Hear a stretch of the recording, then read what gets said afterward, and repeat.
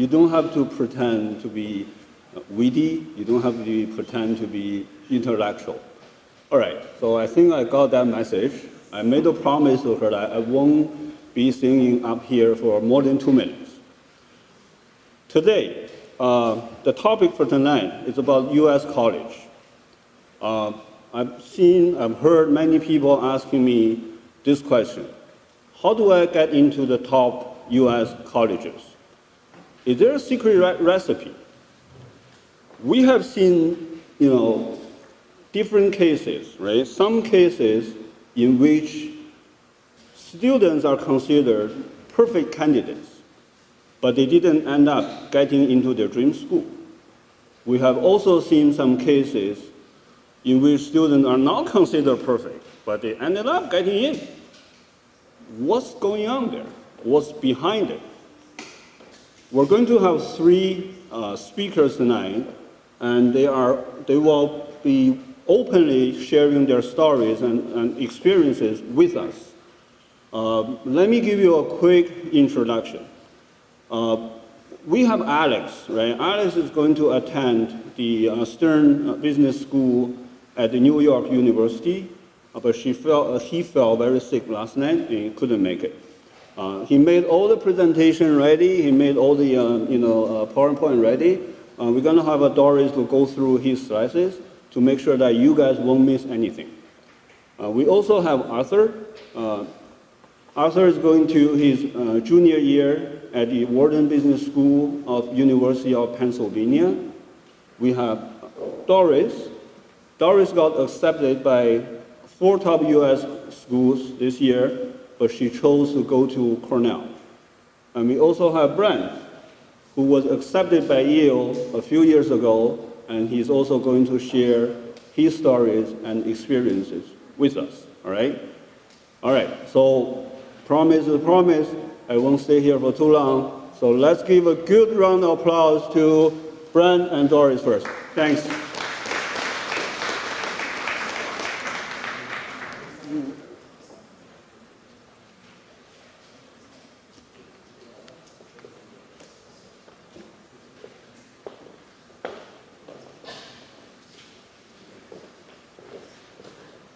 Hello, everyone.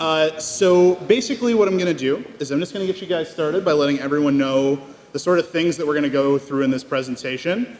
We have it split up basically into 3 parts, as you can see.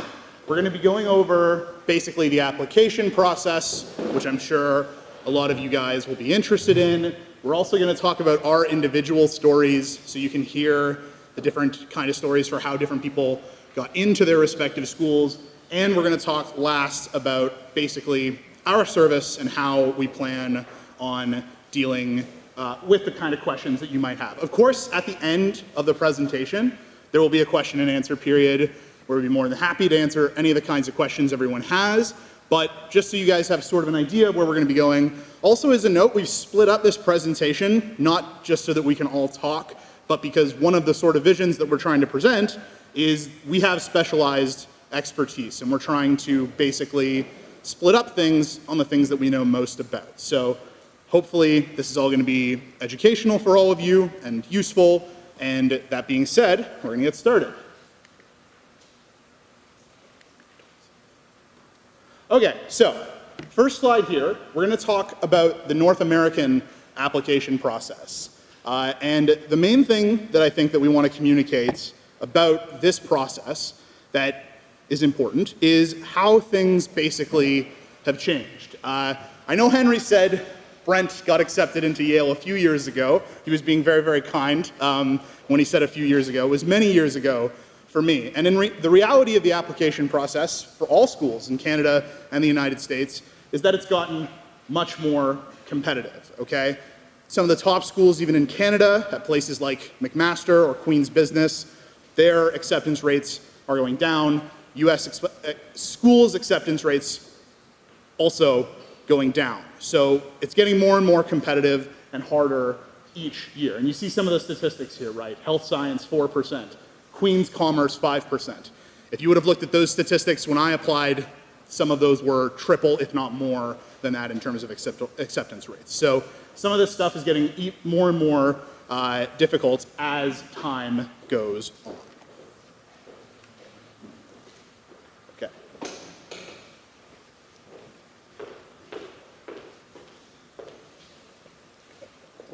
Yeah, so we'll just be switching around as kind of the night goes on. So here exactly why should you apply for American schools? After all, they take a lot more work, right? They also cost a lot more. So exactly what makes it worth it? Well, first off, you get additional perspective unavailable domestically. And overall, I think that this is one of the most important things with respect to applying to American schools. If you stay in Canada, you're only exposed to a very small percentage of what's overall happening with respect to the world. Going to America, where, after all, where the land of opportunity is, the things that you see and the things that you're able to think about expand much, much larger, and I can personally attest to this fact. There's also a significantly more competitive group of people. As a result of the application process becoming increasingly more competitive, you will find that the people there are of increasingly higher caliber.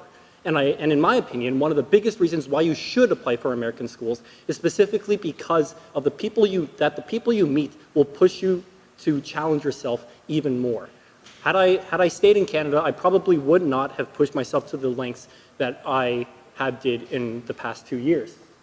In addition to that, you have many, many opportunities for additional growth.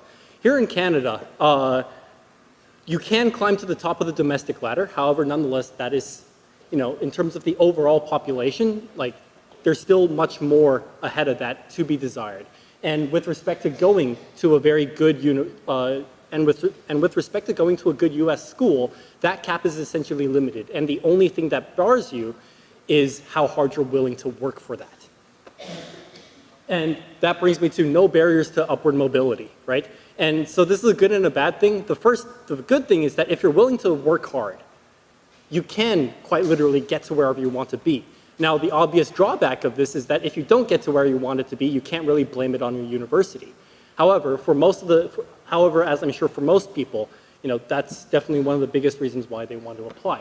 And in addition to that, you will have to work significantly harder. With respect to these schools, right? I think lots of people, especially when I applied, had this perception of if I got into a good American school, I was done and set for life. That certainly isn't the case. Once you go to one of these schools, the pool is significantly more competitive.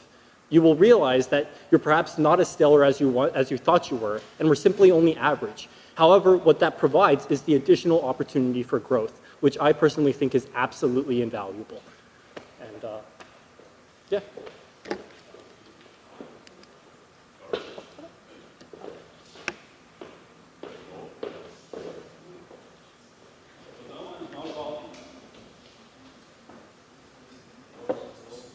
Okay, so since I don't have a microphone, I'll just try my best to make sure everybody can hear me. The volume is not big enough. I think it's okay. You can get closer. Okay. Okay, so in terms of US schools, there are a lot of schools in America. And the question becomes, which school would you like to apply to? So we have actually separated these schools into different categories. So the first that we're going to talk about are the Ivy Leagues. No way are we ranking these schools. We think they're all great. We just separated them into different categories so you guys can see. The first is the Ivy League. So the Ivy League is basically an athletic conference where all of these schools participate in. But throughout the years, Ivy League has been known for small acceptance rates and also been known for being elite colleges to attend at these universities, or in this country. So what we can see is these are the 8 Ivy League schools. You can read them above. And after the Ivy League, the next we have are private universities. So private universities are the ones who are privately founded, and they tend to also be very, very selective as well, but just slightly less selective than some of the Ivy League colleges. So for example, we have Chicago, Johns Hopkins, which is known for their med school, and also MIT and Stanford, which are also very, very great schools. And the next part is we have public universities. So these schools are generally funded by the state that they're located in or by some other body. And these schools are also really great, and they also have pretty low acceptance rates. So for example, you think about UCLA, you think about UC Berkeley as all of these schools, and I think even UMichigan is considered a very great school in these cases, and is worthwhile applying to.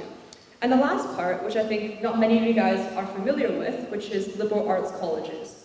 So what this is these colleges focus a lot more on undergraduate teaching, and I don't think in most of these cases they have a lot of grad school programs. But moreover, liberal arts colleges, they might not have as strong of a name internationally, but these are still very, very good schools. So for example, if you apply to Pomona, their acceptance rate is around 9%, so it's still relatively low.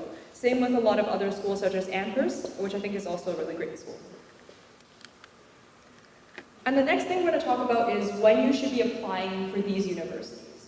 So in America, you generally have 2 rounds of applications. The first round is called your early round, which you apply around November 1st. And then there's the second round, which is called regular decision, which is you apply later on throughout the year. So the first round is called the early application. The early application is due November 1st of your grade 12 year, which is very, very early. You don't have a lot of time to get all of your teacher recommendations in, you don't have a lot of time to write your essays, so this time is for students who are very much prepared and who have thought about this for a very long time. So generally for the early applications, we think of the entire Ivy League. You would also think of schools like Duke, Johns Hopkins, and things like that. And I listed NYU in particular because NYU is a special school where it has a early decision 2, which means they have 3 rounds of applications. They have 1 in November, 1 in January, and then they also in January you can choose a different round, which is going to be a little bit more difficult. So NYU is a special school, which I've listed above. And the next part I'm going to talk about is the regular decision. So what differentiates early decision from regular decision is that in early decision you can generally only apply to one school. Because if you apply and you get in, then most cases you would have to go to that school. You would have no choice. But for the regular round, you can apply to as many different colleges as you like, and when you get all of your offers back, you can compare. So the benefit is that if you apply regular decision, you can compare financial aid packages, which is the amount of money you would receive from college. You can also compare which schools you got into and see which ones you like. And the only exception for the regular decision round is the University of California system, or the UC system. So any of you guys thinking of going to school for Berkeley, for engineering, that's a little different. Their deadline is November 30th, and they only have 1 round of application, and that is going to be the regular decision. They don't have it early, they only have the regular decision. So the next thing we're going to talk about is how are you going to finance your education in America? As you guys all know, and as I know personally, it's super, super expensive, like so expensive. So in terms of what you can get from the university to help support your financial status is something called financial aid. So what financial aid is that when you apply to college, you would generally give them a form stating your income, your family status, things like that, and they would determine how much financial aid or money that they would give to you in support. But note that financial aid, when you ask for it, it may harm your application depending on the type of school you apply to. So there are 2 different types of schools. The first is called need blind, the second is called need aware. Need blind means that when you apply to a college and say, hey MIT, I want this amount, not that I want, but I need this amount of money to go to college, that they would not consider that as a harm to your application, right? That is need blind. They don't care about how much money you would need to attend the university. But if you went to a need-aware school, which basically means when you apply and you ask for money, then in most cases it's going to harm your application. They will note you down as a candidate that asks for money and will rank you a little bit lower. So for example, if they have 2 candidates that are both good, but one asks for money and one doesn't, they would take the one without money. So money is considered a factor for need-aware schools. So in the US, there are only a few schools that are actually need-blind. So I've listed this out. So it's MIT, Harvard, Yale, Princeton, Amherst, which is a liberal arts college, and UPenn is an exception. So if you are a Canadian citizen or Canadian resident, then UPenn is need blind for you. But if you are Chinese or of different background, then UPenn is not need blind for you. That is the reality.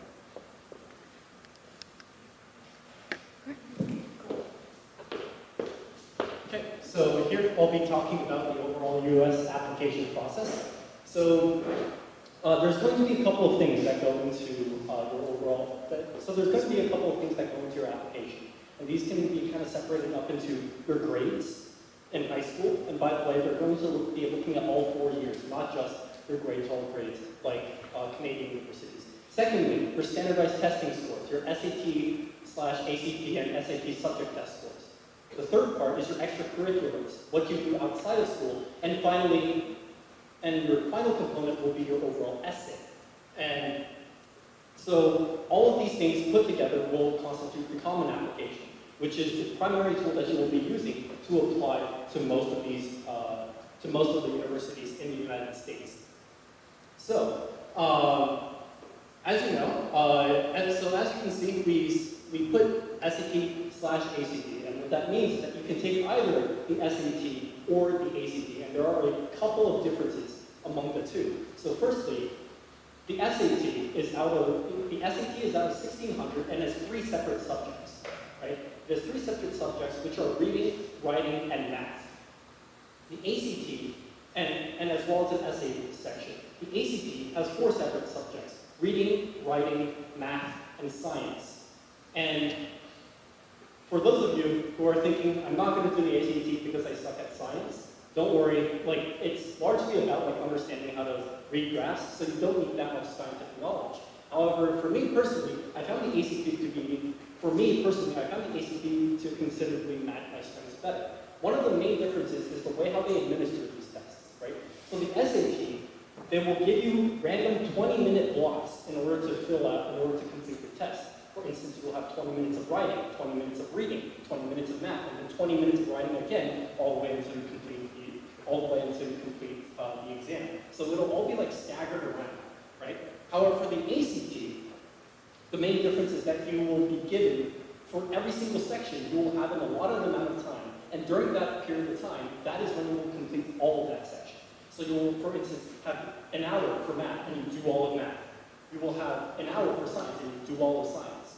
So the ACT, and also the ACT has more questions, so you will have less time to work on each question. However, the ACT is a lot more straightforward. There's less trick questions, in my opinion, than the SAT. So if you're someone who is a lot more methodical, and someone who tunnels a lot on a particular subject, you might want to look into the ACT. For those who are more creatively, for those who are like more flexible in terms of the way how they think, you might want to look at the SAT as well. And finally, the common application. So the common application, in addition to your standardized test scores, as well as all your grades in high school, you will have an activities section just at the very top. So with respect to your extracurriculars, you will be able to provide a total of 10 extracurriculars onto your common application. So if you're one of those people, or if you know one of those people who joins just a bunch of organizations just to have as large of a resume as possible, it's not really going to work if it doesn't show up as part of your 10. So as you're leading up to the deadline for applying, make sure you really prioritize exactly what you're going to put on there. And in addition to that, just because there are 10 extracurricular spots does not mean that you need to fill out all 10 of them. Oftentimes, admissions officers will enjoy very, very concentrated involvement in 1 or 2, as opposed to lackluster involvement across all 10, because that demonstrates focus and it demonstrates the character traits they want to see significantly more. And finally, the personal statement. And in my opinion, the most important part of the application. This is not a part that you really want to skip out. So the personal statement is essentially a 650 word essay that you can write however you want. And on the SAT website, and on the Common Application website, most likely they are already posted for this coming year. And here's the thing, right? For the personal statement, like, the 5 topics are very broad and very interconnected. So almost always, no matter what story you want to tell, you will be able to find a way to tell it. And in addition to that, it never hurts to start early on the essay. For me, I personally had 4 drafts of my essay, and I didn't like any of them. And for some reason, it was only until the final week that I decided to write something that I really enjoyed, and that was what I ended up going with. But the point is to start thinking about this early. Really think about what drives you, what motivates you, what life experiences make you unique from every single other candidate that has a 2400 SAT score, or from every single other candidate that has a 4.0 GPA. Because at these schools, those are certainly not lacking. And this is going to be almost your only defining factor with respect to whether or not they like you as a person. So I can go on for quite a while about this, but point is, don't skip out on this. It's definitely one of the most important parts. And in addition to that, you have teacher reference letters. So when you apply, so this will vary depending on the university you actually apply to. For instance, for the University of Pennsylvania, how they did it was that I could have I needed two teacher recommendations, one guidance counselor recommendation, and one supplementary recommendation. And the supplementary recommendation is essentially whoever you feel is a significant enough part of your life. It can be a mentor, it can be like someone who ran a club, preferably not your high school best friend, but perhaps someone with a bit more credibility in that regard.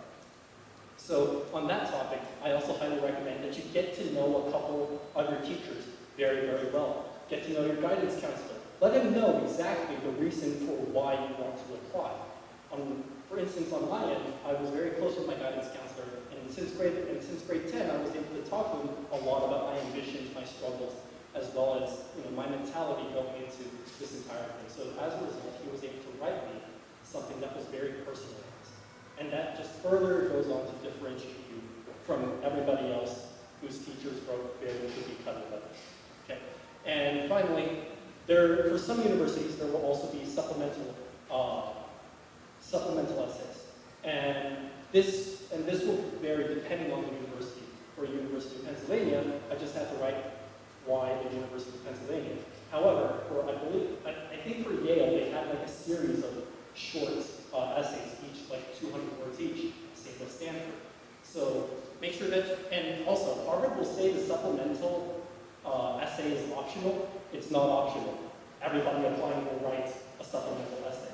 So I highly recommend you really think about exactly what it is that you want to talk about and what sets you apart as a person.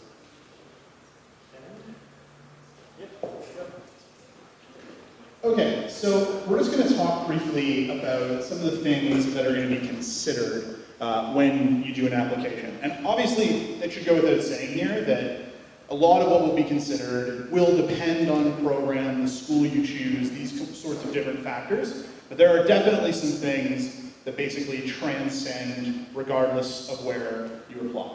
So the first thing is academics. I mean, I don't have to tell any of you guys that academics are incredibly relevant, right? I mean, we just heard that for a lot of these schools, the academics would basically be something required, right? You have to have a certain average. But teacher recommendation letters also play into this, because insofar as in a lot of these schools, academics are basically assumed, and it's assumed that you have a certain level of grades.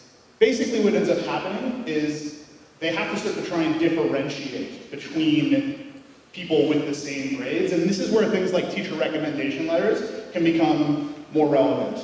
And one thing, and I know that both of the other speakers could probably attest to this, that you have to kind of keep in mind with teacher recommendation letters, is that not all teachers will operate on the schedule that you might appreciate in terms of actually getting those recommendation letters done, spending the time on it. So it's pretty important to actually have to plan far ahead and kind of stay on top of your teachers, much in the way that your teachers stay on top of you for homework. This is a little bit of a role reversal where you get to do the exact same thing, but it's important to do because of how these basically grant some insight into the academic levels. Then we get into personal qualities. So this is the more ambiguous stuff. And a lot of this stuff actually really, really matters. So we have a bunch of different sections here.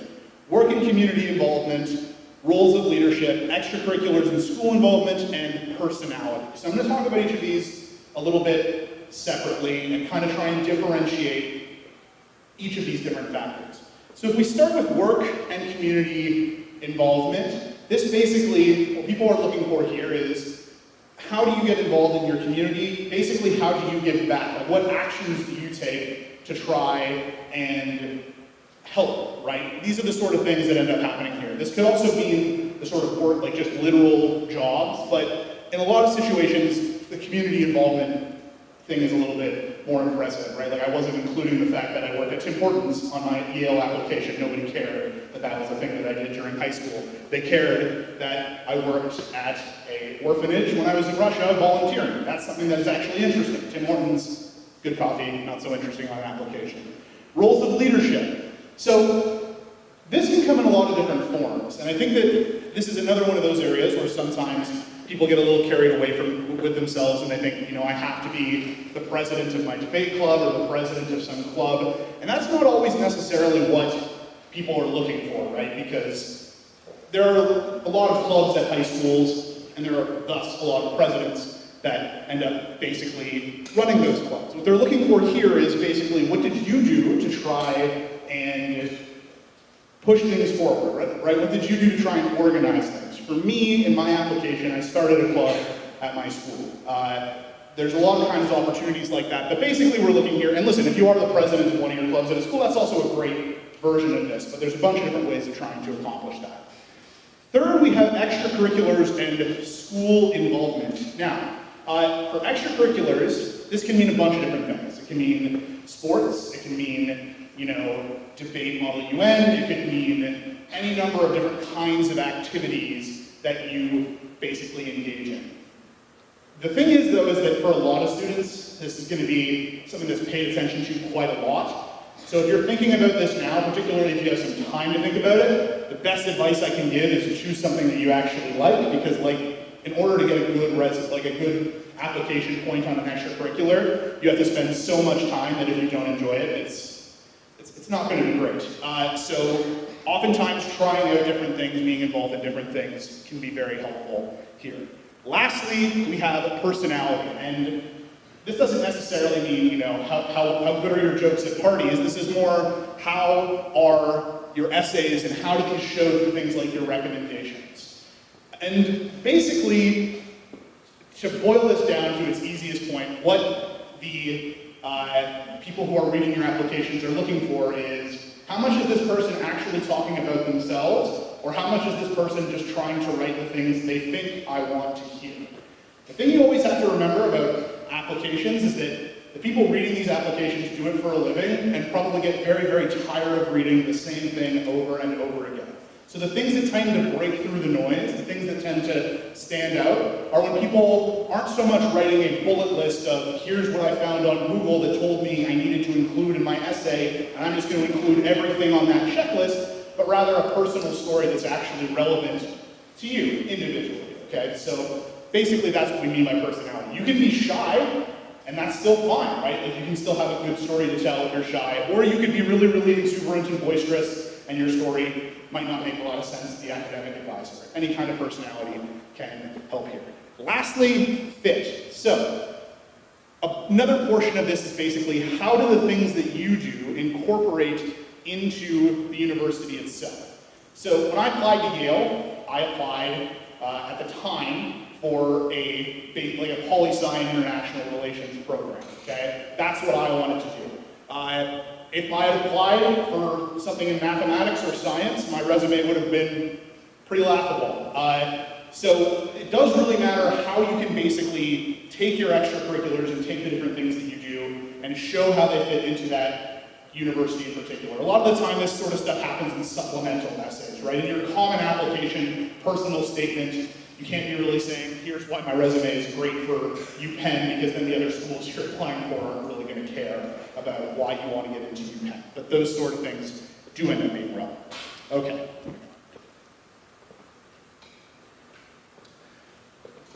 All right, so we have a general timeline here, and so, and some of this is done differently, but this is a pretty good way to think of it, what's happening when you're trying to do an application. So we start out with your grade 9 school year, and there's two essential things that you should be thinking about. So first is academic position.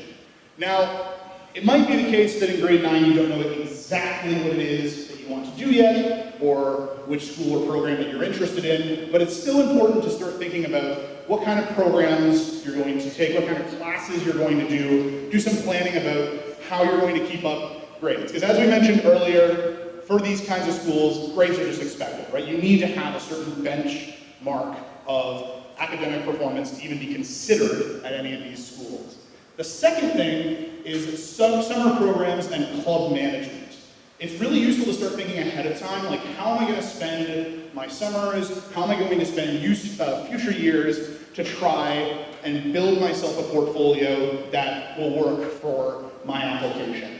So this could be summer programs like SHAD, it could be something like I did, like a youth exchange. any number of different opportunities can apply, and there are way more opportunities accomplished there. Grade 10 summer, this is when we start thinking about things like our standardized tests, so SATs or ACTs, and subject tests. So basically time it with when you're learning specific things in school, trying to basically ensure that these tests are happening at similar times. Grade 11 summer, this is when you should start thinking about your essays and getting people to edit, okay? The biggest tip, and I tend to think of myself as something of an essay writer, and I tend to do a lot of that. And the biggest advice I always give to people is just start writing early, right? Give yourself a chance to have a break to write something, scrap it, write something again, and then scrap it again. Take a week off because you're just not doing good work in that week, and then come back to it. If you wait until too late, you're gonna really limit your ability to find different stuff, right? That's when the pressure starts coming on and you're like, well, I know this is kind of a bad idea, but I have this deadline, so I just have to stick with this bad idea. That's just bad planning, okay? Then there's getting people to edit. You definitely need people who are looking at your essay with two different things in mind. The first is basically, your standard grammar and correction sort of stuff. That's a little bit easier, but the other part is someone who can accomplish two things. First, who can be critical about the actual story you're telling and give you advice on what kind of changes to make, but someone that you can trust. Now, the issue here, and as someone who has edited a lot of people's essays before, is you need someone that can be helpful and not make you lose confidence, but you can't have someone who's just telling you that all of your essays are excellent, because I promise you your first essay won't be. So it's really important to have someone that can actually put the time in to give you that kind of feedback and spend that kind of time. Grade 12 school year, basically this school year is heavily dedicated to the actual application. Doris pointed this out earlier, right? Depending on which school you're applying to, and many of you will be applying to multiple schools, so you'll have to involve yourself in each of the application windows. This starts early. You're not doing this near the end of the year, so you basically are spending a lot of your grade 12 school year doing applications. So this is when you would start looking for references and those sorts of things, shoring up things that you had earlier. Okay?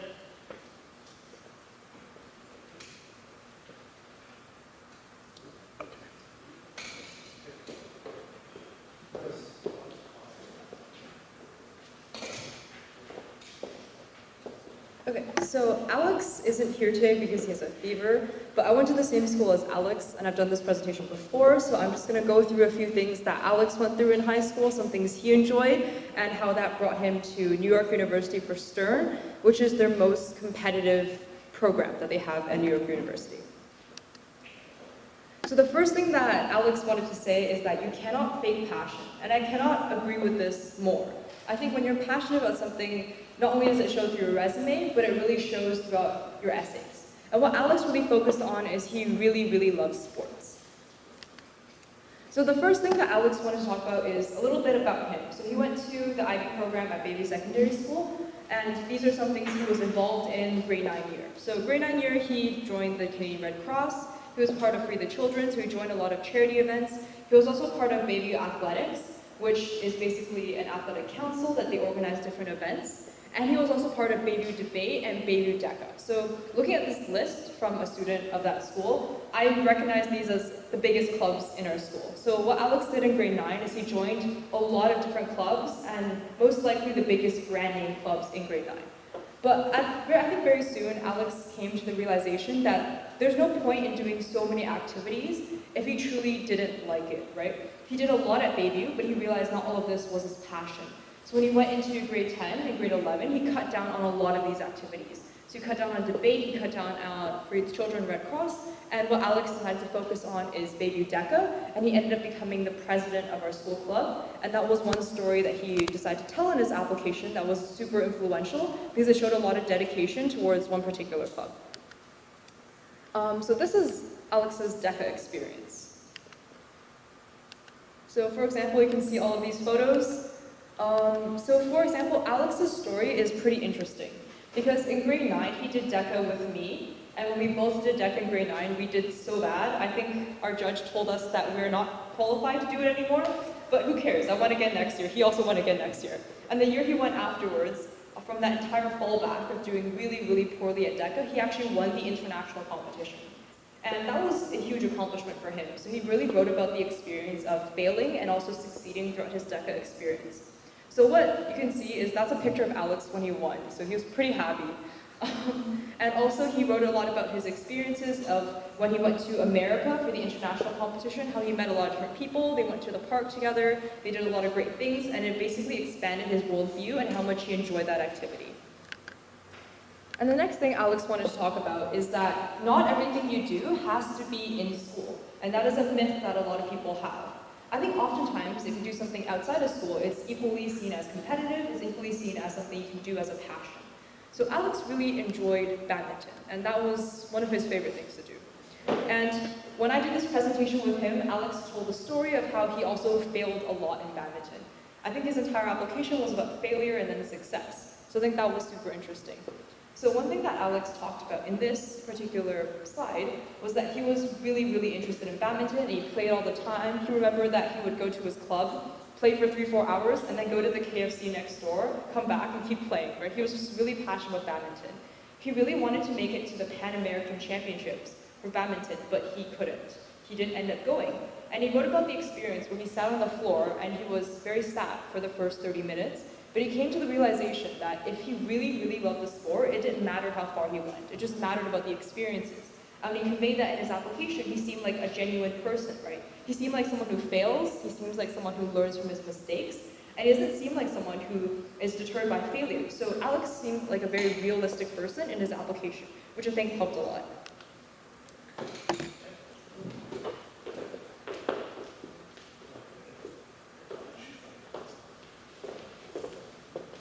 Okay, so this part is where I talk about myself, I guess. And yeah, so I just had something a bit extra prepared for this whole thing. And before I start, I just like to say, if your parents are making you take notes, feel free not to. I'm not going to share anything that's particularly, memorization based. There's nothing I'm going to say that's going to, that you're going to have to remember later on. Instead, I'd like you to, just try to listen the best you can, because, in this case at least, I'll be doing my best to talk about my experiences over the past 2 years. But first, I'll have a very brief table of contents in this part. So first I'll talk about myself, and then I'll talk about Penn, all that stuff you can find online, so you don't need to take any notes. And then I'll talk about Wharton, and then finally, and most importantly, I think, my experience and thoughts with Wharton, IAD, and American schools in general. Cool. So about me, that's me. So my name's Arthur Liu. I'm a sophomore. I'm a class of 2020. So I was admitted to Wharton in 2016. So I applied to the Wharton school, and then in my sophomore year, I decided to do a dual degree. So now I'll also be going for a computer science major as well. And so I'll also be in the engineering school in that case. So I came from a fairly average immigrant family. We moved around a lot in the past. When I was 2, I moved from so I was born in China in Yantai, and basically moved to America. When I was 2 years old, and then when I was 10, came to Canada, and that was where I spent my high school years. And so just a bit about things I enjoy. I enjoy music a lot. I enjoy analyzing television shows to a fault. And I also enjoy competitive yo-yo. So that makes me very, very cool. And finally, just some of the professional stuff. I'll just gloss over this quickly, and I can talk about this more during the question and answer period. So I went to Fairly True High School. If you don't know about it, I don't blame you. It's not that famous. So in high school, I was very, very involved with DECA. It took up a very, very large portion of my time, for better or for worse. I was in a part of many miscellaneous clubs, but they were primarily focused around business. I was a part of some sponsorship team for an environmental organization. I was also part of a public speaking organization, but a lot of these schools had things to do in common. And I also started a custom clothing supplying business in high school with a fair amount of success. We made some money.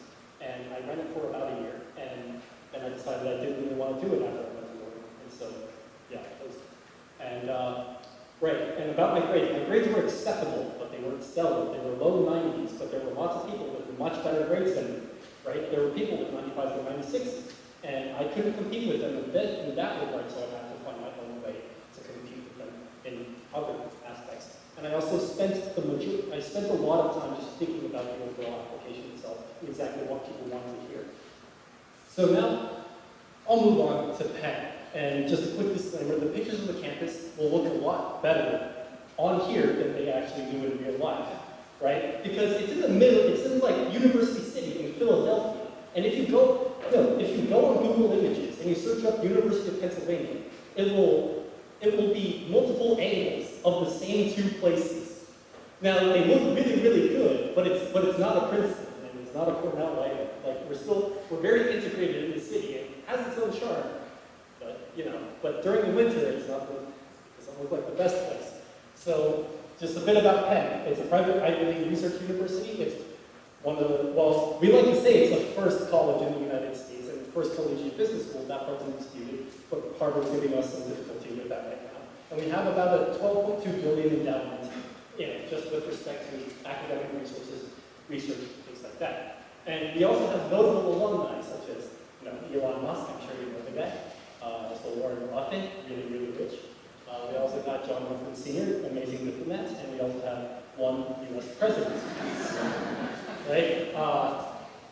So yeah, very good. So if you want to be president, right? Like, that's your place. So Penn is separated up into 4 different schools. We have the College of Arts and Sciences, the Wharton School of Business, Penn Engineering, the School of Engineering and Applied Sciences, as well as the Penn School of Nursing. Now, for the College of Arts and Sciences, it's like the general liberal arts college. When people talk about Penn, they kind of mean this. And it's the oldest school at Penn, and it's where a lot of research-heavy aspects go. For instance, it's where all the humanities go. It's where a lot of the sciences go, like the soft sciences. And yet, it's very heavy in liberal arts education and academia. So if you're looking for the typical college experience and you don't want to kill yourself with work like you do in engineering, that's what you would like to go for.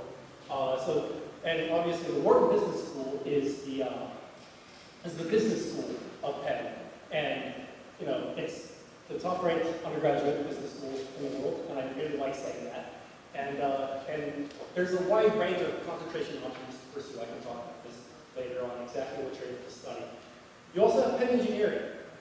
It's a School of Engineering and Applied Sciences. It's STEM, so it has all your STEM courses and lots of research opportunities. Your computer science, your mechanical engineering, right, your bioengineering. Basically, like, if you don't really want to have a life, that's where you can kind of go. And it's also where your GPA goes to die as well. And another really interesting thing about Penn Engineering is that we have our class is 30% female, as opposed to the national average of 19% female. So if you're a male engineer, and you want to find a girlfriend, like, this is a pretty good place to go. Like, if that's what you're kind of looking for. Oh, well, still a good place to go. And finally, the Penn Nursing School. So again, this is a very small nursing school, right? Like, this is like a really, I don't know, like, out of all 4 schools, there's only a fraction of people that get into this program. That's because it's very, very selective. People who go in here automatically, basically, starting from their second or third year onward, they can begin working at the actual children's hospital, which is right next to the University of Pennsylvania. So that's what you're kind of looking into. It's a good time. So here are some pictures. So that's Locust Walk. It's a bit blurred out, but that's like the most scenic walk on campus. It's a walk that basically divides the entire campus into 2 parts. In the summer, it's not like overarching trees, it's great, and all your classes are kind of clustered around this. So oftentimes when it's really, really crowded, that's when everybody's transitioning into classes and you're in a rush to get everywhere. So that's the quadrangle, right? And that's where most of the first years, will have to live on campus. So it's pretty cool that you get to live in a castle, and it also has all the really cool amenities, and in particular, the history inside those walls, right? Like there's been some really, really great people that have been able to stay in that exact spot, and it's really incredible thinking about the legacy that you're carrying on. That's a campus map that didn't develop nearly as well as I would like. And that's college grade. And this is kind of like, and in the summer, you see like people throwing frisbees, like a typical college brochure, right? And that's kind of like where all the admissions stuff happens, and that's college hall. So, yeah, so some basic statistics about Penn. I'll just like run through this really, really quickly. We have a total enrollment of about 25,000 people. And I'm not sure if you can tell by those numbers. The overwhelming amount of people are in the College of Arts and Sciences at 7,500 people. In Wharton and the School of Engineering, there's 1,800 people. So those are typically more specialized. And nursing, we have 500 people, right? So that's like a typical breakdown. I'll talk about the money later on.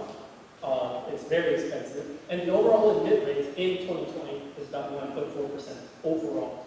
And for regular decision, it's a lot lower than early decision. In early decision, we had an admittance rate of about 23%.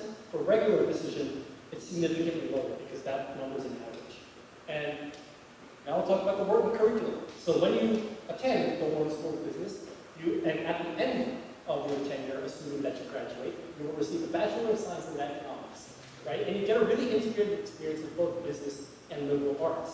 Oftentimes, because of the nature of different schools, you're categorized into one particular school, but that doesn't stop you from like taking courses in other schools. For instance, I was able to take a lot of computer science courses, even though I'm a business student. Yeah, and there is a set of business prep requirements to fulfill, like basic things like finance, economics, marketing. Everybody needs to take some fundamental level of those. And people are able to pursue very specific concentrations. And we have a good number of concentrations, like accounting, entrepreneurship. A lot of people do finance, almost to a fault. We're almost called the Wharton School of Finance, just because of how many people go into finance. And everything else, legal studies, statistics, everything. So it definitely gives you like a very robust set of skills in order for like your overall job search. And so just some pictures. That's John Huntsman Hall. That's where like most of the Wharton classes are, and it's a pretty good time. So that's just closer up with respect to the entrance. That's what a large lecture hall looks like. Oftentimes we have many guest speakers and also lots of campus recruiters from companies that try to encourage people to apply to their firm. And typically that's where a lot of these things go. We also get some pretty famous people in and around as well, which I'll talk about later. And this is the main floor. Once you walk in through like the main set of doors, you're greeted with like this massive cavernous area. And during exam week, you will almost always find at least 3 people passed out on those chairs because they were up all night studying. And like, I spent a bit too much time in this overall building, but yeah, it's all pretty fun. And that's just the overall form, like from the other perspective. That's a GSR, so you're able to rent those out. So you're just able to book them, right, for like 90-minute increments.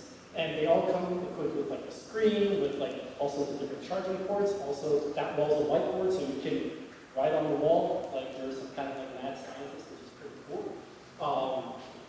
People have slept in those, by the way. And also, so this is a typical classroom. We have 3 screens, and our class sizes are typically pretty small. They have pretty good student to faculty ratio. With respect to going to like higher level classes, oftentimes there will be like one professor for every like 20 or 30 people. So you really get that kind of engagement. And finally, this is what a computer lab looks like. Again, during the exam season, these are always full. But yeah, all of these things are fully available for you to use as you wish. In addition to that, we also get a good number of speakers. That person right there is Sir Richard Branson. He's the closest I will ever get to $1 billion. And the guy on the other side is Adam Grant. You might have heard of him, but he's made a name for himself as like the highest rated and youngest tenured professor at the University of Pennsylvania. And we get a lot of talks like these. We also had Michael Lewis come in, and we also had, I'm not sure how many of you have seen Big Short, but Steve Eisen, the guy who Steve Carell played, is also came to talk. And now, overall, my experience. So this is where I talk about my own opinions, and this will be kind of like, you might have different experiences, but I think that's very valuable, I guess, for me to talk about my own experiences. So Start with why did I choose Wharton, right? So in DECA, I went to ICDC when I was in grade 10, that's the international competition. And we don't talk about the fact that I didn't end up making it over the next 2 years. But overall, like that one experience, right? After being able to compete at the highest level and represent something that you're actually good at, it gets very, very addictive. And over the course of that 1 week, it fundamentally changed exactly the way how I saw the world operate. And I knew that staying in Canada was not enough. And so that's something you definitely think about. And secondly, I wanted a sense of belonging in community. So the main difference with respect to American schools is that they admit you, is that they look at your application, right? And then they take an entire class, and then you can choose what you want to go into. As opposed to Canadian universities, you moreover apply to like individual programs, right? So I like the fact that if I go back a couple of years later, I can still be recognized as the class of 2020. And people with that kind of alumni connection will be immediately be able to help each other out. And oftentimes the connections help a lot, especially when we're looking for a job. Oftentimes they'll grant you an interview just because you're a part of this sense of community. And I wanted to deal on a scale much larger than Canada, especially based off of what I've been able to see. The overall perspective that you get is something that you, as I said, simply cannot get anywhere else in Canada. And it's very difficult to exactly describe it, but I'll talk about it later on. And finally, I wanted to see different people from all walks of life, get perspective I otherwise wasn't able to get. The more stories you hear, the more empathetic you are. And the more empathetic you are, the more you're able to both become a better person, as well as determine exactly what it is that you want to do, right? Like, you have people from all over the world, and they all have their very unique stories, and you don't get to see them anywhere else. And I also didn't think I had a chance at Stanford. The Stanford admission rate. So I did a summer college program at Stanford, right? The Stanford regular admission rate was the Stanford overall admission rate was 5%. I thought about my odds, and I'm like, yeah, no, I'm not gonna get that. So Wharton was like a pretty prudent choice overall. And now I want to talk about the university atmosphere. Now that I'm actually there, what does it feel like, right? It's very competitive and pretty professional. And in some aspects of it, you will lose out on integral parts of a liberal arts education, right? Due to, like, Wharton, in general, is kind of seen almost as a Wall Street farm team, where people there immediately kind of know what they want to do, what they want for their job, right? And recruiting begins very, very early, oftentimes a year ahead of exactly whatever it is that they're, a year ahead of whatever internship that they're trying to go for. So that's typically how companies approach this kind of top talent. But that also applies to the fact that many very, very qualified people will be gunning for only a couple of those spots, right? And as a result, a lot of people sacrifice other parts of their life in order to pursue this. Whether or not that's for you, that's up to you to decide. Yeah, closest thing to the Wall Street farm team, and the New York Times said that. And there's lots of pros and cons to this. It's very, very high stress, but at the same time, it prepares you very, very well for the real world. Because the kind of environments, the stress that you're put under, makes you significantly more resilient to what actually goes on. And finally, slide, mistakes I learned. Mistakes I made and some things that I learned. And my experience with first year and misconceptions of these universities. And these were things that I initially thought I understood in high school, but then once I got to university, I didn't actually understand them. And I hope that you guys will be able to think these things through for yourself so that you don't make the same mistakes that I did. Firstly, getting into Wharton did not make me as content as I thought it would make me. In high school, especially at the urging of my parents and the urging of my social circles and everybody, right? They were like, oh, yeah, go for Wharton. And they really did help me a lot. And in high school, I was always, as long as I get this, I will be satisfied for life. That's not the case. Once you're there, you realize everybody's in Wharton. And that no longer makes you special anymore. So there will always be something higher that you will want. And To kind of combat the perception that getting into Wharton guarantees a happy life, nothing can be farther from the truth. It makes you more, the atmosphere is a lot more competitive. You constantly need to think about where am I lacking? And I would argue higher stress. But what it gives you is the opportunity to become significantly better than you went anywhere else. Secondly, it did not make me any smarter or more competent than what I was. I always found it really, really interesting that after I got into Wharton, people thought that I was a lot smarter than before.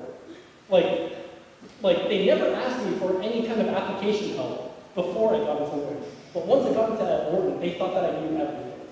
When in actuality, I only knew the same amount as I did before. So, and that just further goes on to show that once you actually go there, right, you will think that you're smart, but you're actually not. And I learned that very, very difficultly. And it did not, in addition to that, Wharton did not solve the problems that I initially had. In high school, my work ethics weren't great. Oftentimes I went by just like cramming or all my natural kind of talent. However, at a more competitive place, all those things catch up very, very quickly. I'm also not as nearly smart as I've been told, and there were many flaws in my personality and work ethic that did not manifest before. And at a very high stress, high pressure situation, those things will definitely come and slap you in the face if you're not ready for it. So it's a very big learning experience. It's not fun, but it's very, very meaningful with respect to your overall approach. And I also say, it's not the case for everybody. I think that some of you people are significantly better than me, but it's like high school, right?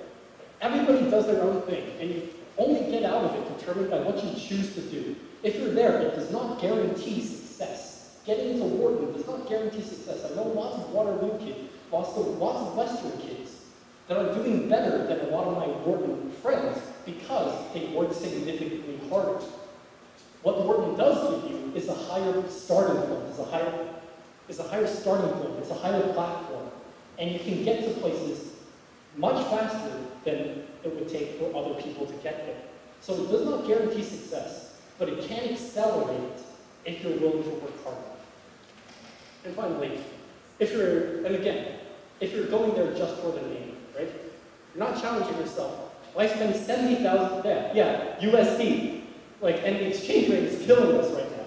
So why spend $70,000 USD a year?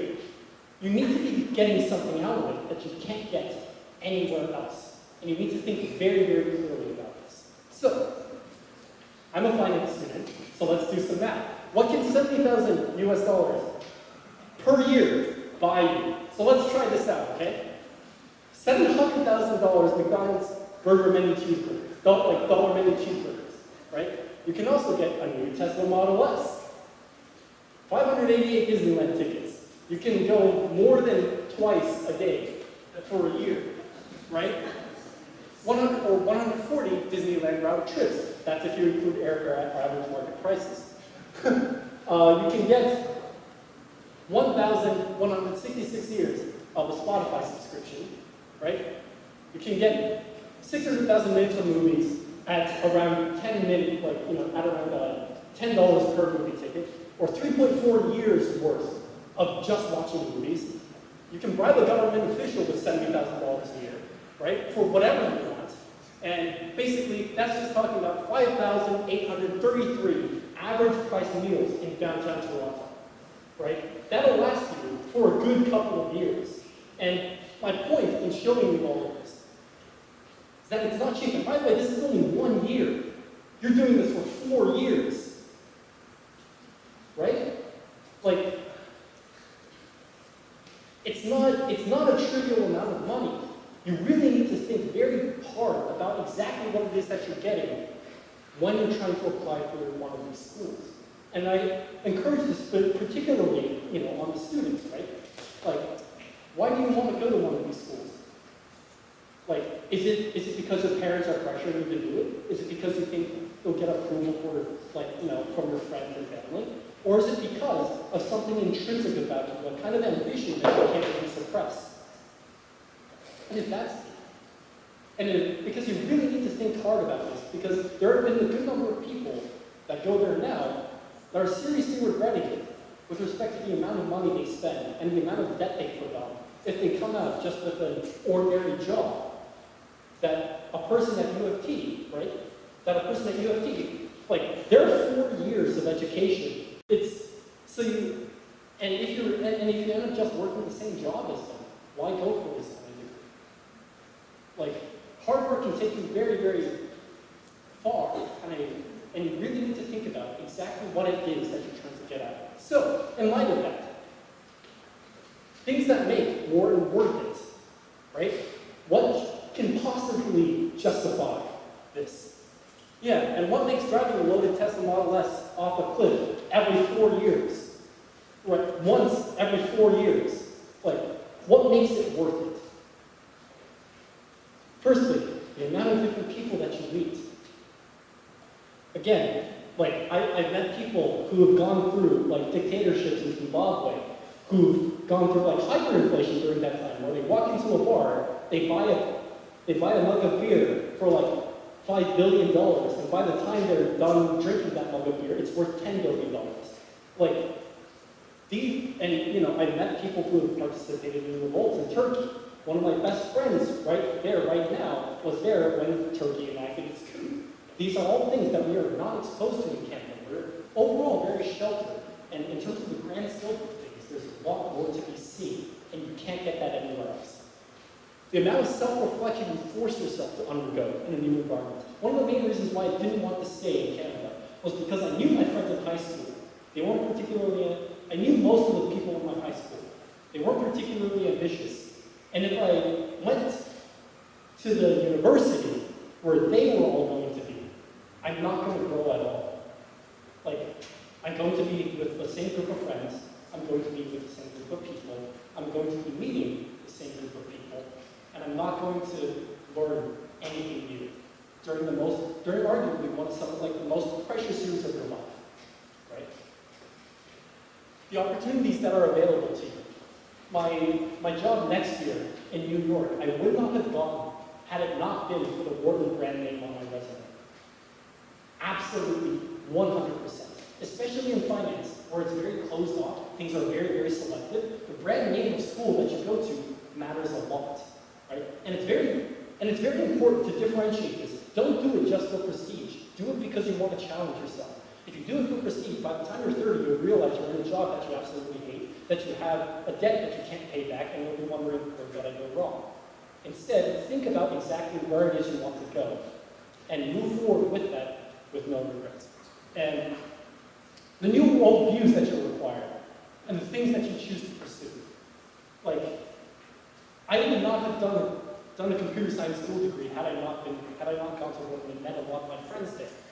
When I realized just how important and transformative this subject was, I made it a personal goal of mine to further expand on that and to challenge myself and push myself as much over the course of these 4 years to explore these things. And finally, these are the things that you can't get anywhere else. And in my opinion, these things are priceless, right? Like, you can buy a nice degree. It'll be a $250,000 degree. You can buy a nice degree. But at the end of the day, exactly what are you using it for? If you're just looking to live a nice life, you don't need this. You don't need to spend this much initial money and climb yourself out of debt, right? So really think hard about exactly why you want to go to one of these places. For me personally, it felt like if I stayed in Toronto, I would suffocate. It felt like if I stayed in Canada, I would suffocate. And that's an experience that I really don't want to have. And one of the reasons why I was so anxious with respect to applying to these places. And finally, just some last closing remarks. My parents, initially, they really heavily wanted me to go to one of these Ivy League schools, right? Like, they told me a lot, go for these schools, because they all, as parents, they want the best for their kids. But at the same time, that kind of put it misguided me a bit. It made me think that if I got there, I would be eternally happy. But that's not the case. Arguably, I'd be happier at U of T, right? Because you can actually do significantly better. Your grades, you're not going to have to push yourself nearly as much. But the main difference is that I find significantly more meaning here by challenging myself like this, by meeting these people that are so smart that I can never catch up to. It forces me to recognize the faults in myself and as well continuously push myself to become better. So if you think about it at the very end of all of this, and you determine that's what you want, then I think that no matter the cost, it would definitely be worth it. Yeah, that's it. Thank you.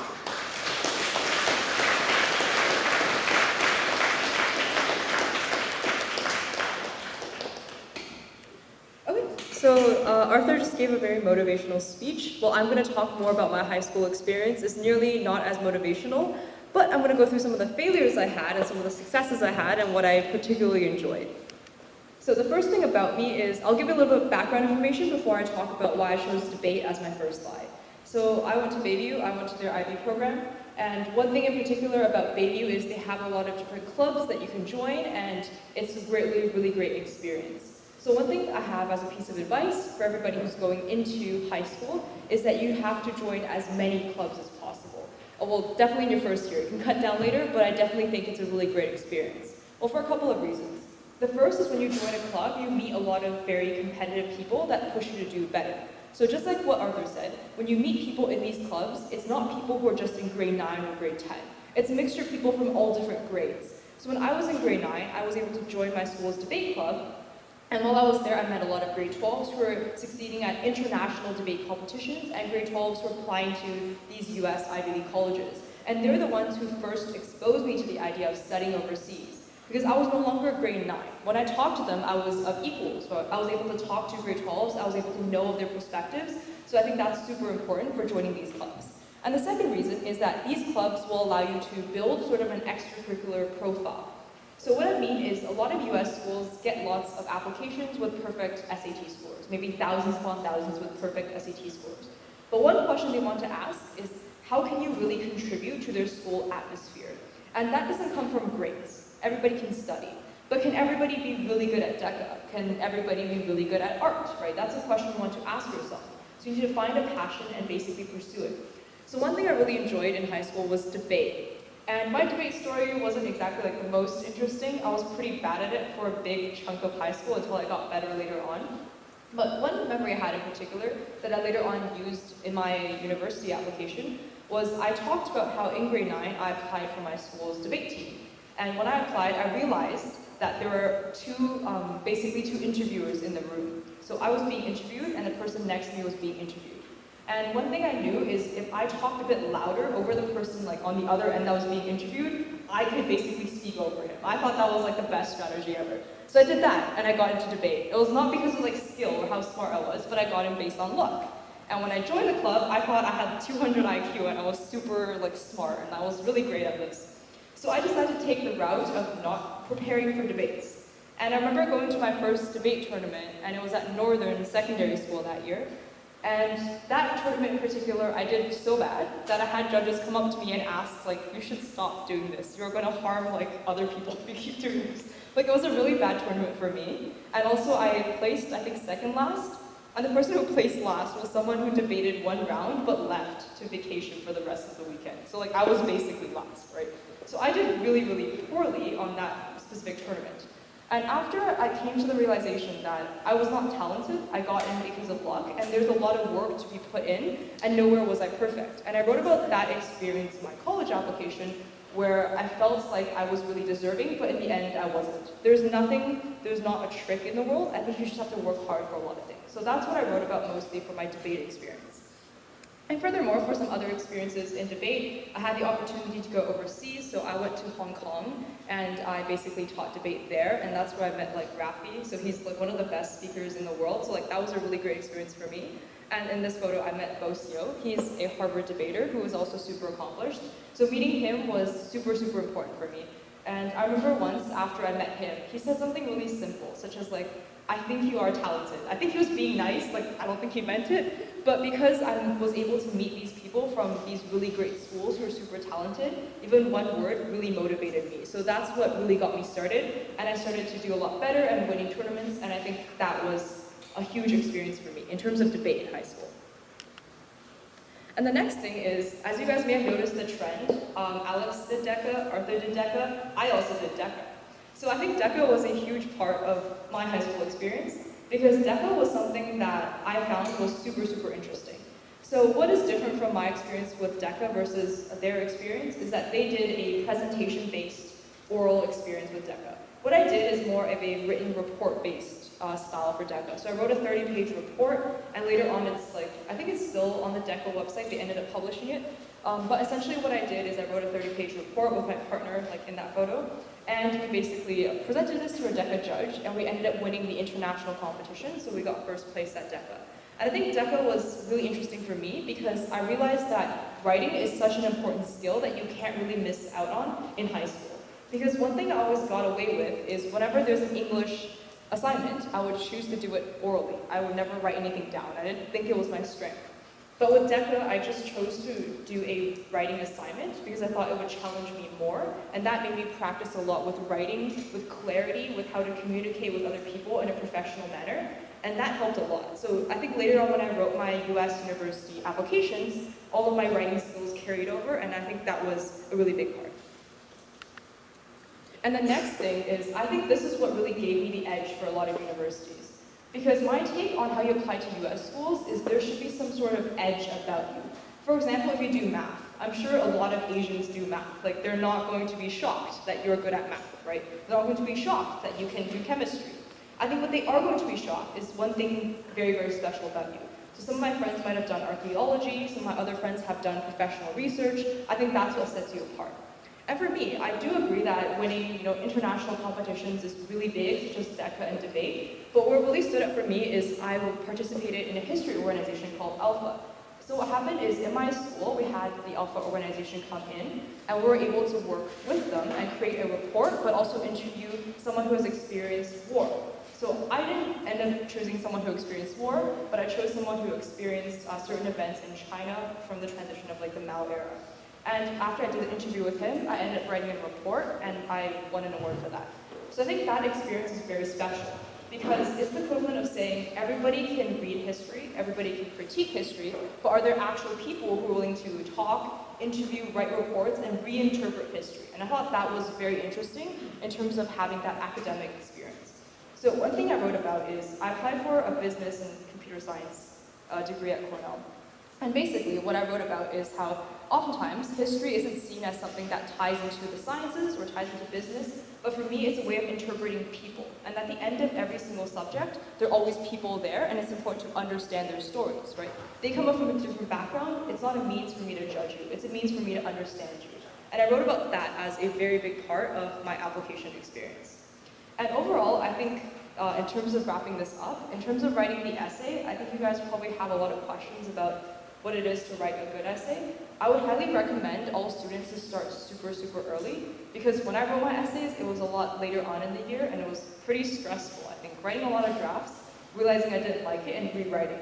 So what happened is I applied early, and I wrote a few drafts. I didn't like it, so when regular decision came around, I wrote a lot more drafts. Like, I scrapped every single essay I wrote, and I rewrote everything within 2 weeks. I don't recommend that. I recommend you guys spend lots more time, because at the end, I documented all my hours, and I probably spent over 50 or 60 hours on these essays. So I highly recommend you guys to start early and start thinking early about what you want to write about. And that's super important.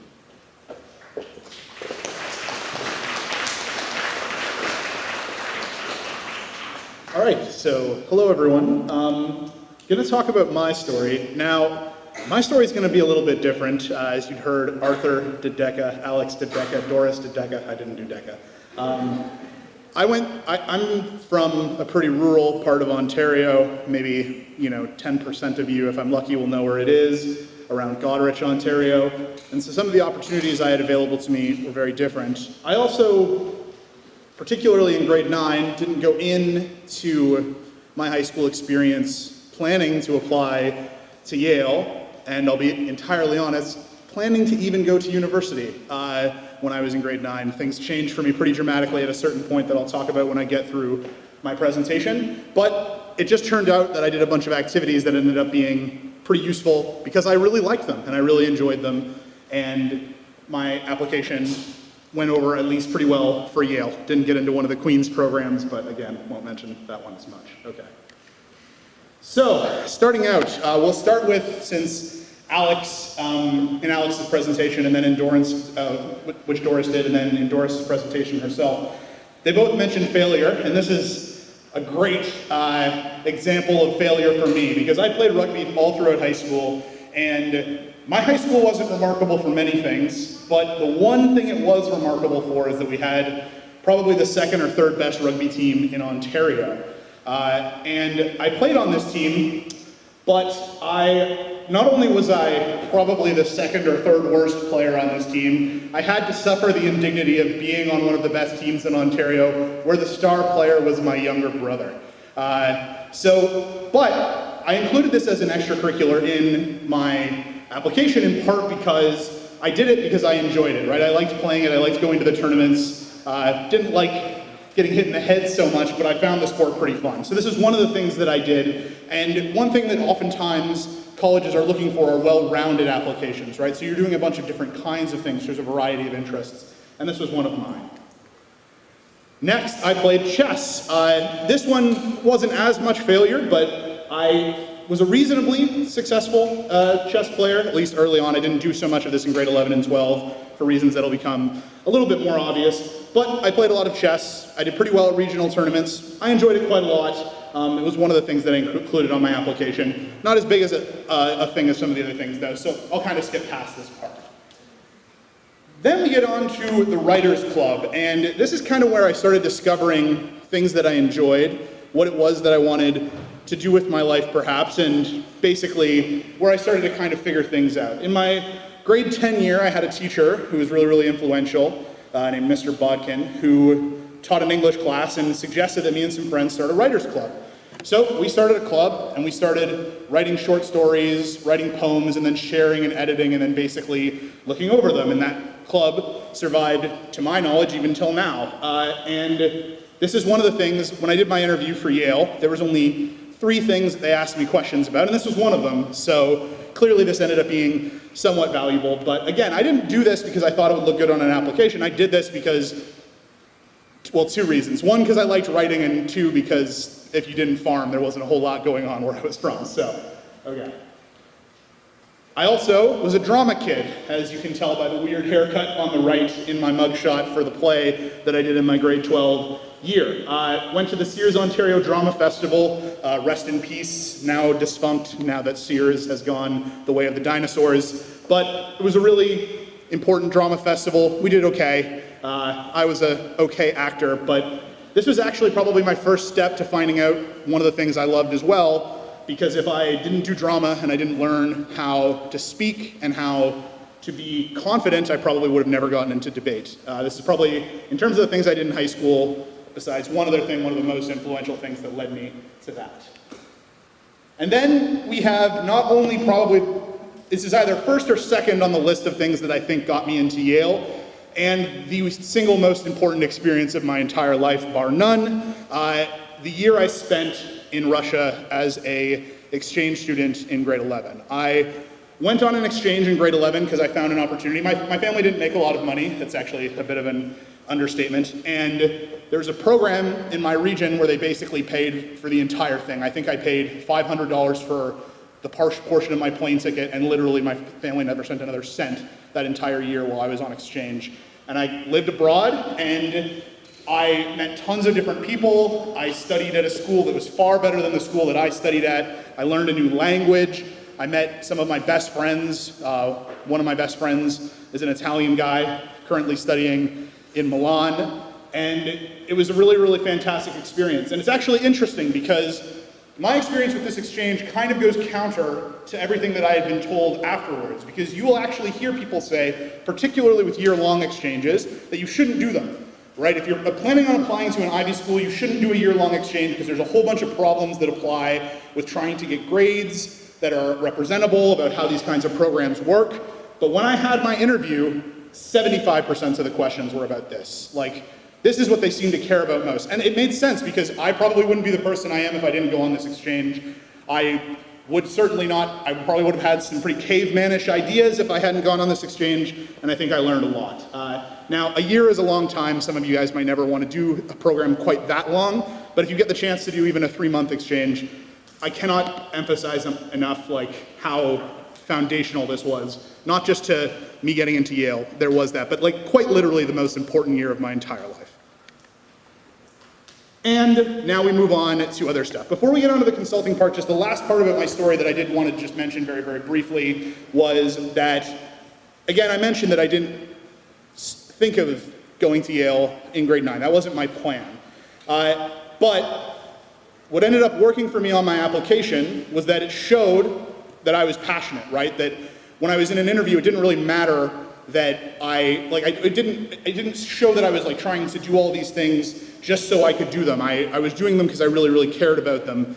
And I think that kind of did show a little bit. There was also some of the stuff we're going to get to in terms of essay writing. My personal statement was, besides the exchange, the thing that they asked me most about.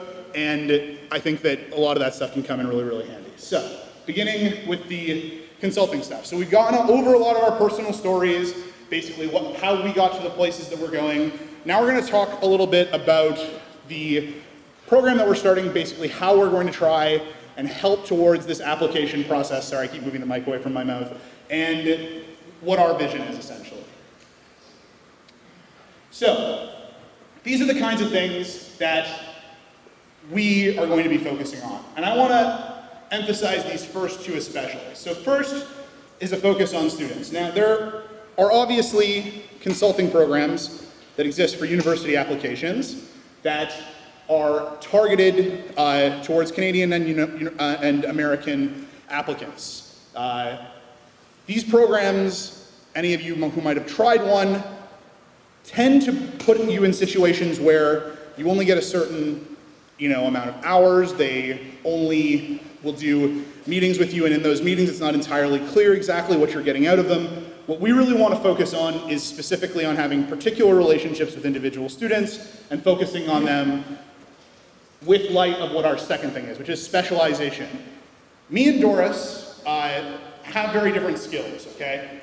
There's a reason when we did this presentation that we split this presentation where Doris and Arthur were talking about the specifics about university applications now and how those things worked, and where I'll be talking about essay writing later on. It's because we recognize our strengths, okay? I applied to Yale in 2008. I can't believe I just admitted basically how old I am. Anyway, I applied a long, long time ago during the financial crisis. So basically that happened some time ago, but my essay writing skills, I've helped other people apply in more modern terms, and we know what we're good at, right? Doris knows what her specialty is, and I know what our specialty is, and Henry knows what his specialty is as well. So we're not going to pretend to any of our customers that we can do things that we can't do, okay? If we don't have knowledge, we're not going to basically wrap it in a bunch of consulting language and pretend that we do, and then put you in a meeting and say, we're going to give you all this kind of information. I'm going to spend time doing the things that I'm best at. Doris is going to spend the time doing the things she's best at, and Henry will as well. We also have insight into the application process. When we were in the discovery process of kind of thinking about this program, what we wanted to do with it, why it might be useful, I know that and I know Henry and Doris probably did a little bit of this as well, specifically asked admissions officers some questions about how do these processes go? What are you looking for? What are some of your kinds of insights? And we got some basic ideas about how that works. And so we have some of that expertise there. And fourth, we're just going to spend a ton of hours, right? We're going to spend a ton of time ensuring that your application gets the love and tender care that it deserves, okay? We want to make sure, basically, that if you have an application that you feel that it's getting the time that it needs to. Okay. Doris, you said you wanted to talk about the school choice thing? Sure. So since all of you guys have looked into the application, oh sorry, not the application, that's a bit too early for that, the package that we gave out, there are 3 types of schools that we talked about. So the first is we talked about DREAM, the second is Target, the third is a safety school. So what we want to do at the LinkedKey service is to make sure that we characterize 3 types of schools to you, which are these 3, and we're going to make sure that you're able to get into those schools to the maximum potential. So what we mean by, for example, dream schools are the ones that you want to go to. You've dreamed about this for a really, really long time. So dream schools tend to be, for example, the Ivy League, so Harvard, other schools like that, or even Stanford, MIT, and the extension of those schools. So that tends to be your bundle of dream schools, of where you always wanted to go. And in terms of a target school, these are schools that you think you have a decent shot at, but it's still a little bit of a reach, as in you're not sure if you can always get them. So for example, we can talk about things like Northwestern, Duke, in some cases, UC Berkeley, UCLA. These are all schools that are targets, but they're still quite selective. And the third school we're going to talk about is the safety school. So what the safety school is that these schools are basically guaranteed that you're able to get into based on your academic standing. So for example, if your child is applying to a school that is almost guaranteed based off their SAT score, or for example, the activities they've done, then applying to that school allows you some choice. So for example, if you weren't able to get into, like, for example, your dream school, you can also consider your target and safety schools. So this entire category allows you to maximize the number of schools you can choose from. Okay, so basically you see a lot of the things that we're basically trying to envision this program. The last thing I want to emphasize, and I know we are getting a little bit short on time here, so I'll try to speed it up, is that we envision ourselves as a company of being a company that does more action and less talking. And I know those of you who know me from debate might find that an interesting concept, given that I'm a debate coach, but I do think it's important. It's one thing to be able to sell you an idea. It's another thing to make sure that you're happy with the actual services that you get, that we're spending the time doing the work, and that you're getting basically the investment that you put into these kinds of programs. Okay. So how the entire service is going to work is we've broken the service down into two parts. So the first part is called the pre-application, and the second part is called the application. So the reason why there are 3 different sections on this specific slide is I've broken down the pre-application part a little bit more in detail. So pre-application and strategic positioning are one, so that's pre-application, and then the application itself is just separate on its own, so it's just 2 different types of packages. In terms of the pre-application, so what that is that you start in either grade 8 or 9, and that's when we are able to consult and figure out your child's strengths and weaknesses. So for example, during that time, you might want to say that I want to apply to Bayview IB, or I want to apply to TOPS, I want to apply to a very selective program. Then you're able to make sure your child gets into that program and it somehow fits their academic stream. And in grade 8 or 9, we also try and find out what your child's strength is so we can play to that. So for example, if your child is very much an art student, we wouldn't recommend you force them to do Bayview IB because that's very academic. If your child really likes arts, then we should recommend them to go to Unionville Arts, and later on when they apply for university, you can submit an artistic portfolio, so we can look at your child and say that they're a really great artist. So to figure out their strengths in grade 8 or 9. And the next part we're going to talk about in terms of the pre-application is figuring out what schools or activities best fit your child. So for example, in grade 9, I know that a lot of parents aren't as familiar with the clubs that each school offers. So for example, you might not know the clubs offered at White Oaks or at Bayview or other schools, and we'll be able to tell you what clubs they offer and what clubs we recommend your child to take. And oftentimes there's an application to get into those clubs. So for Bayview DECA, I had to write an application and then a round of interviews and then I think a round of something else. And then I got into the club, and it was pretty selective. So finding the clubs you want to do and getting into those clubs in grade 8 or 9 are just the most important things. And the next part in terms of the strategic positioning. So what that is that is also under the pre-application section, but strategic positioning starts around grade 10, which is finding out a core hobby or a few core hobbies that you really like to do. And how I want to describe this is that, for example, you might be a very, very talented student, and when you submit your application to a admissions officer, you will literally say, I am the first in the world for plumbing, I'm also first in the world for eating cake, I'm also first place in the world for singing, right? You might have a lot of strengths, but none of these 3 things tie together. I'm not sure why you plumbed and ate cake and sang at the same time, right? I don't think that makes a lot of sense to me as an admissions officer. So what strategic positioning does is that after grade 9, you'll be able to see if you are a stellar debater or if you're a stellar at DECA, and we find 1 or 2 strengths about you that align with your profile and play to that strength. So for example, if you want to go to the Wharton School and you want to do things related to business, then in grade 10 we'll consolidate a few things you're really good at for business and make sure it aligns with what Wharton looks for or what business schools generally look for. So that's your strategic positioning, to make sure everything aligns. And during that time, we'll also give you some basic interview tips, so when you'll be getting interviews and also how to approach different interviews, things like that.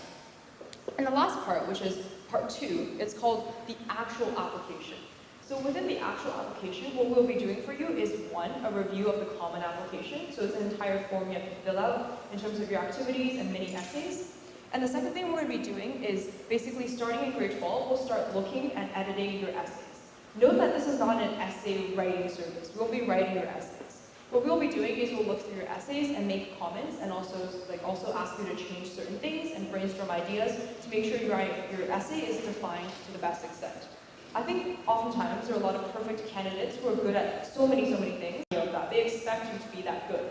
But what really shows them the insight to who you are and the fact that you are human and you have emotions and you have a story is the essay. So that's why I say the essay is super important to differentiate yourself. And the next part is I'm going to explain the pre-application in a little bit more detail. So the first thing is, what is the pre-application? So the pre-application at LinkedKey is basically a lot of consulting. So we're going to talk to you, and you guys are going to ask us questions, and we'll make sure that your child is on track. So what the pre-application does is we have a few benefits. The first is we have a flexible start time. So I know that not everybody can start in grade 8 or 9. Some people start a little bit later. We think that's also fine. So we're able to work around when your child starts their time at LinkedKey. The second thing is we're able to consult and find a strategic positioning. So for example, let's say you approach us later on, let's say your child is in grade 10, and you can say they've done 5 or 6 activities, and we'll help you pick out a few and how to manage your time by doing these few activities super well. So especially when there's a hard decision to be made, such as should I go to this competition or that competition, we can help you with hard decisions like that, and also to pick certain courses that help you align yourself. So for example, if you're interested in becoming a political science major like Brent, then we might not recommend you take the hardest chemistry course, because even if you get the best mark in that, I'm not sure universities will value that as an alignment with the major you want to apply for. So how do you manage your time? How do you make difficult choices in what you want to do? The next thing we're going to talk about is, well, school choice. It is basically talking to your child about what schools they want and coming to an agreement about what schools we should be working towards. So for example, if your child wants Wharton, then we highly encourage them to look at a lot of information about Wharton and start positioning them towards what Wharton is generally looking for, right, in a candidate. So we start early with school choice, we start early with planning for that. And the next thing is time management, which I've already talked about. And 5 and 6 are basically how you can effectively use your summer. I know that a lot of you guys like to play board games and hang out with friends during the summertime. I think those are really important. But at the same time, the summer is the only time you get time off. That's the only time you don't have to go to school. So try your best to use that time to do something to advance yourself ahead of others, or to work really hard to differentiate yourself. So I think oftentimes what this does is we're going to give you, for example, a list of different summer programs you can apply for, internships you can apply for, and some of these programs are highly selective, such as SHAD, and will also help you through the process of writing essays and resumes to apply for those programs. So making sure you can use your summer effectively, and making sure you can always be competitive when compared to other people. And the next thing is we're going to talk about the hours that we're going to spend on the pre-application. So the first thing is how LinkedKey is going to do it, and I did it a side-by-side comparison with other companies on the market. So the first thing is LinkedKey is going to do is every single year, we're going to make sure we meet with you once a month. And every month that we meet with your child, we're going to spend 1.5 hours basically consulting. So basically, I'll start a conversation by talking about certain things, and then they can ask questions, and we'll do all that stuff. So all the consulting things. And that amounts to 18 hours a year, and this generally allows for more time for questions and answers. But when you compare it to other companies on the market, they generally, first of all, charge you a higher price, a lot.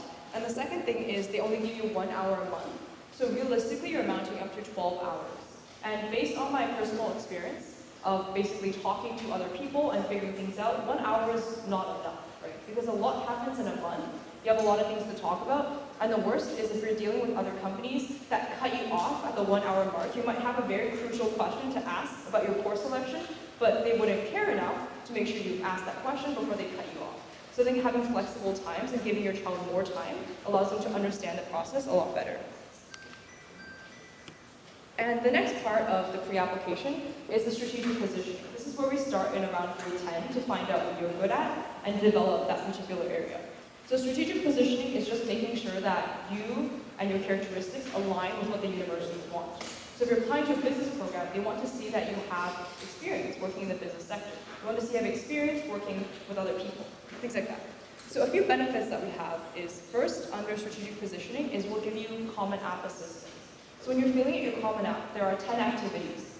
Not all 10 activities are made equal. They purposely make you rate your activities from 1 to 10, right? So during this process, which activities to rate first, which activities to move down, how to use your very short amount of words to describe each activity and awards is super crucial. And we'll go through how to fill out the common application so it fits the positioning that you want for the university. And then second and third are basically self-marketing.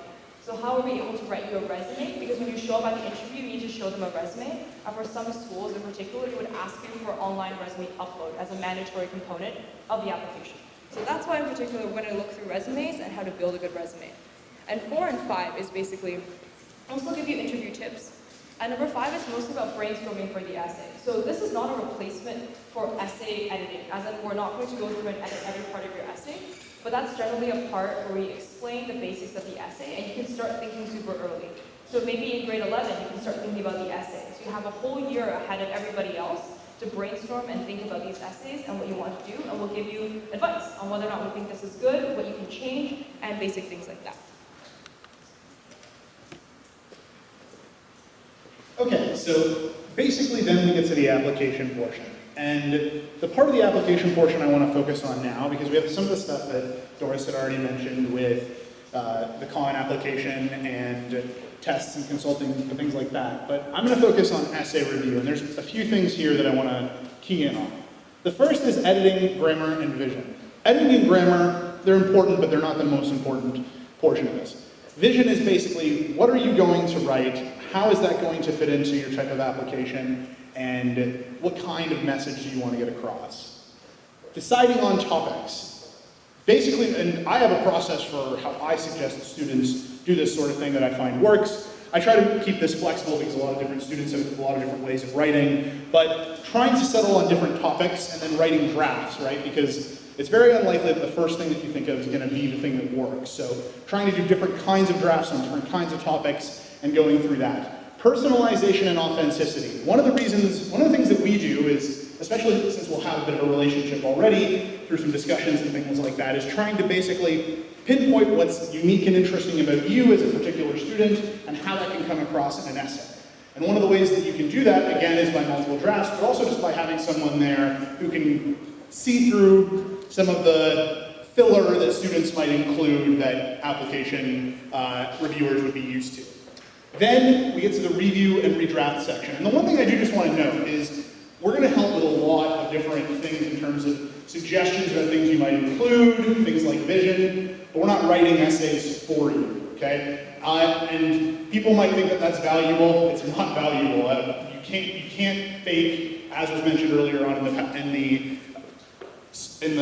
the presentation, you can't fake passion. So it's important to have that level of personalization. Lastly is just effective writing techniques. Some of you will be less experienced, like Doris mentioned. She didn't feel comfortable basically doing a lot of written stuff, and so she basically had to find her own way to get into that. Basically some tips to ensure that you're getting better and more effective writing techniques. So in terms of, and this is one of the things that I specialize in, and just some of my experience here, basically, I spent numerous years writing university essays. I've also worked at the writing center of a university, so I've seen all manner of terrible, terrible essay and all manner of really, really good essay and reviewed many of them. I've done editing and reviewing for people actually applying to university. I've been a reference, mostly for law school students actually, but even for some undergrad students, and I've had to write quite a few reference letters in terms of essays and also help people edit those essays. I've also designed a curriculum for an essay writing course, and I always did much better on essay assignments than I did on virtually any other kind of assignment in school. It was always kind of my thing. There tends to be a bit of an overlap between debate and essay writing, which I won't get into too much now because we're running out of time, but the skills for some reason tend to relate. Okay. So the next part that we're going to talk about is basically for the pre-application and how we're going to show you that the number of hours you get is actually worth the price that you're going to pay. So the first thing that we want to talk about is the pre-application itself is you're going to get around 18 hours a year, which is going to be 6 more hours than you normally do with any other company. And the other part is when we talk about the core application, which is the actual written application, which is what Brent just talked about, this is going to be the hour breakdown of the number of hours you will spend with your child. So when they're doing their resume and editing, we'll spend 2 hours on that. when they're deciding their school choice and action plan as into how we're going to get the essays done and when we're going to get it done. That's going to be 2 hours. The personal statement, which is one super long 650-word essay that gets sent to every single school, we're going to spend around 12 hours for that. It seems a little bit shocking, but you guys would be surprised at the fact that I spent many, many hours on my essay, because that's the most important part of your application. Having a wrong word choice or having a mistake can get you cut. And finding that very special perspective and how you want to talk about things or that event in your life is very difficult. So we'll go through lots of drafts and we'll do 12 hours on that. And then afterwards, we'll give you also the supplemental essay for one school, which is going to take around 10 hours, depending on the supplement you write. So it might be one long one for Cornell and Penn, it might be shorter ones for Yale, but generally those supplemental essays take a lot of thought. Because whatever you wrote in your personal statement essay should not be repeated. Because if you repeat an essay, you're wasting space to show them something new about you. So there's a lot of brainstorming and editing that goes into that. And the last 2 parts is we're going to specifically do interview practice to the school, which will be 2 hours. And the last thing is we're going to help out with recommendation letters. Not as in we're going to write them, but there are a lot of tips on how to get a good recommendation letter and what you can identify and get from your teachers as one of the good recommendation letters. So in total, the entire package is going to be around 30 hours. And that's the amount of time we're going to spend on your child in terms of applying to just one school. Like, that's a lot of work for one school, but we're going to put all of that work in. And the next part is there's some additional services that isn't added to the core application, but we think are still valuable if you decide to add them later on. The first is reviewing of the application. So when you fill out the application, there's a lot of other questions to be filled out, such as like ranking the activities, listing out the activities, doing a lot of other small parts within the common application. So anything that is not the essay, we would include under reviewing the common application, and that would be 2 hours. And the next part is project management, which is basically looking at your application all over again and changing things to make sure everything aligns. So making sure your supplemental essay isn't a repeat of the common app, to make sure your common app isn't a repeat of your activities, to make sure everything aligns, and to make sure your teacher recommendations also support the characteristics you claim to have, right? So to make sure everything is tied up and wrapped together. And that's going to be another 3 hours. So altogether, that's another 5 hours. It's not included in your core application package, but it is an option if you decide to choose that. And the last method is you can do pay-as-you-go, which is not a binding package.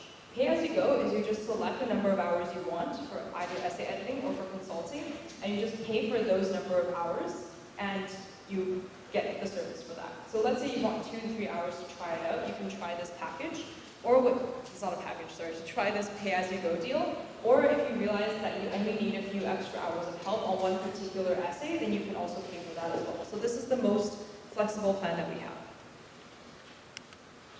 And now that's the end of the presentation. If you have any questions, you can feel free to ask the 3 of us.